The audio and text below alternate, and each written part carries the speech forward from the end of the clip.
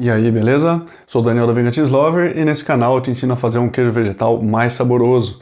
E nesse vídeo eu quero falar para você sobre duas vantagens de você fazer o seu próprio queijo vegetal aí na sua casa.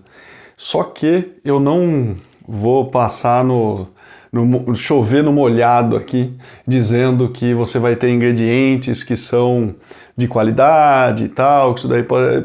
Essa parte eu pulo, porque eu imagino que quem vai fazer um queijo vegetal em casa não vai escolher ingredientes de qualidade duvidosa, né? Então seria ponto pacífico. O que eu queria dizer, e aí sim, é em relação ao frescor. Porque quando você faz queijo vegetal em casa, é possível que você consuma queijos vegetais bem mais frescos do que você pode comprar. E eu explico.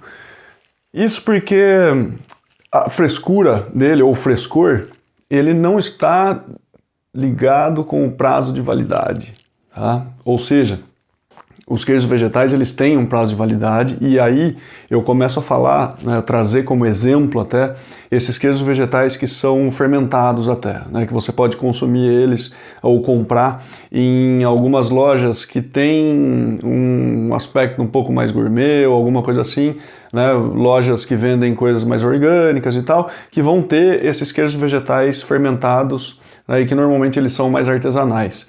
Eles sim têm um prazo de validade que você consumindo ele ainda dentro desse prazo de validade, é possível que você perceba uma falta de frescor, tá?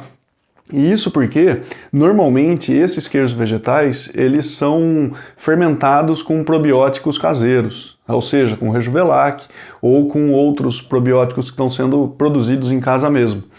E esses probióticos, veja você que são excelentes, uma delícia, mas ele tem esse porém aqui que eu vou trazer, porque esses probióticos eles têm um grupo de bactérias que elas são produtoras de ácido lático e ponto final.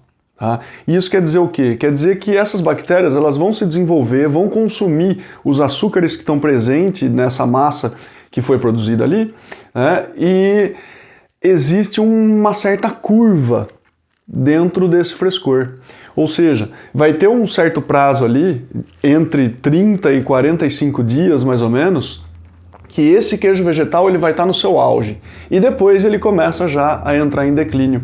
E quando ele entra em declínio, isso acontece porque as bactérias que estão presentes ali, elas começam a entrar numa condição de estresse e produzir alguns compostos que já não são mais tão agradáveis assim para a gente. Elas entram nessa fase de estresse justamente porque acaba faltando algum tipo de nutriente para elas, né, uma vez que elas já consumiram tudo isso daí. Então existe sim esse recorte de frescor que ele é um pouco mais curto do que o prazo de validade, né, que diz respeito daí à própria condição do queijo vegetal, né, para estar apto ou não ao nosso consumo. Né, são coisas diferentes. E quando você faz em casa, você tem plena consciência de quando ele foi feito e qual vai ser o momento em que ele vai estar nesse auge para você consumir. Né? Ah, mas e se de repente eu quiser fazer um queijo vegetal com 3 meses de cura? Eu não quero consumir ele com 30, 45 dias, mas de repente, sei lá, com 90 dias é possível? Claro. E é aí que eu entro na segunda vantagem que você vai ter fazendo o seu próprio queijo vegetal aí na sua casa. Isso diz respeito a você moldar esse queijo vegetal ao seu próprio gosto. Isso porque a gente tem diferenças, né, no paladar. Muitas vezes o que é extremamente gostoso para mim pode não ser para você e vice-versa, mas o fato é que quando você faz o seu queijo vegetal, você consegue fazer esses pequenos ajustes para que no fim das contas ele tenha um sabor extremamente agradável para o seu paladar. E isso pode envolver, por exemplo, um processo de cura um pouco mais longo.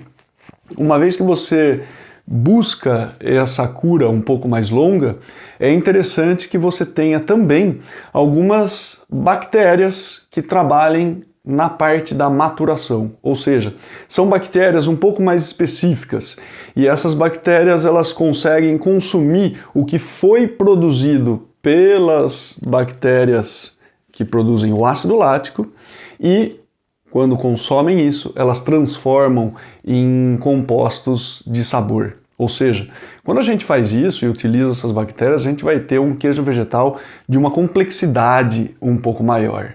Ele vai ter várias nuances ali quando a gente come, quando a gente está degustando ele, né, e voltando a atenção para esse ato, né, de perceber esse sabor todo, a gente consegue perceber nuances muito maiores, né, uma complexidade um pouco maior.